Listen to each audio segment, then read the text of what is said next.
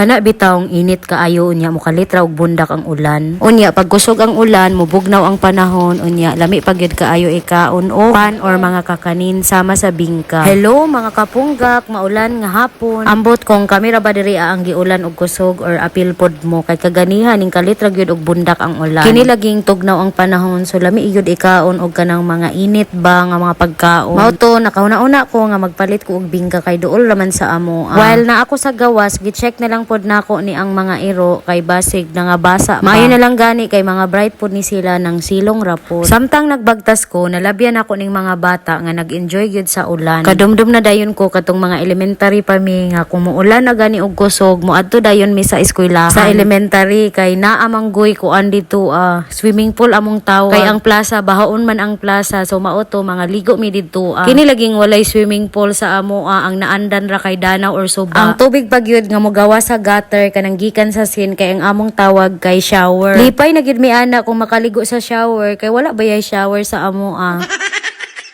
Kaway-kaway sa mga makarelate diha. Simple ra gid ang kinabuhi sa una no. Mubo ra gid kaayo ta og kalipay. Makadumdum pa man gani ko kanang mag-weekend da sa una kay wala man lagi tubig sa baryo sa bomba ra man lagi. Tapos kay daghan man kaayo ang manglabas so maunang ang mga magsilingan mo adto og Suba, bitbit ang planggana. Nga puno sa labhonon kay didtoan na lang maglabas sa Suba unya ay hayhay ra pud sa bato. Unya ang sudan pa jud kay pijanga ra og ginamos. Grabe na to kalingaw gid sa una. Diba?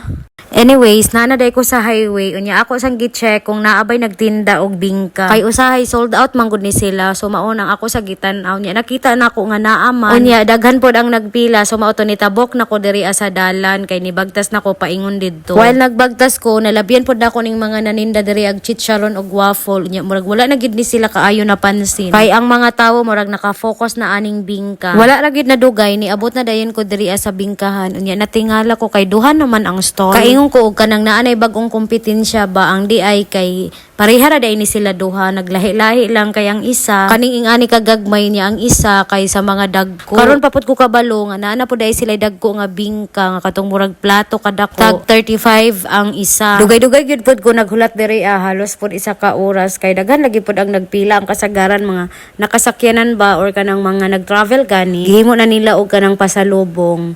So kani nga time is maayo gani kay nakaluto na sila after 48 years. Nakapalit na dayon ko. So wala na pod ko nagdugay. Nibagtas na dayon ko pa uli. Pag pauli na ako, nalabyan pod na ako ni akong amiga. Kaubanan pod na ako ni sa una nga gwafa. Birthday ay ang pangalan ani. So dugay-dugay na pod may wala ari nagkita. Mga pila na pod katuig. Unya naara ba ni siya nag-duty sa gawas lang sa among lugar.